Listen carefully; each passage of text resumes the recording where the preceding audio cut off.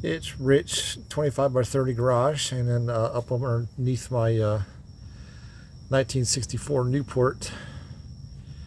And sorry, I got a scratch there.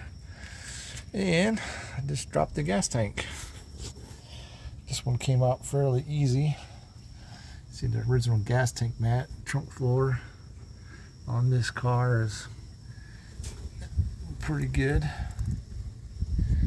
So, but this is what you do when it's 100+ degree days.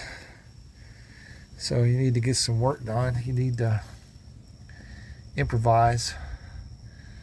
So you can see the spiders have been all over the place in here. I'm gonna have to get my brush and clean all this stuff up, but I got another gas tank ready to, it's pretty cruddy in there. You can see it's not rusty, it's just got a bunch of junk in there.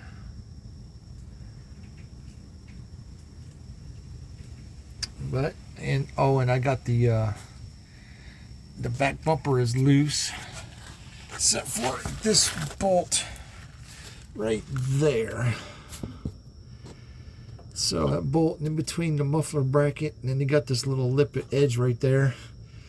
Man, that thing was a pain. You know, a 7/8" bolt. Couldn't get the impact on it unless you took half the car apart.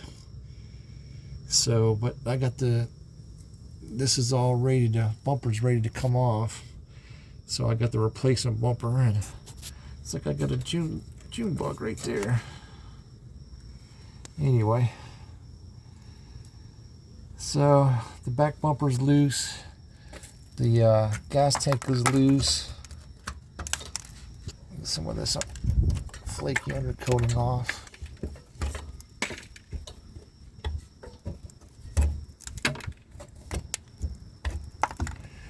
So, well, there's the filler neck, kind of rusty. All right,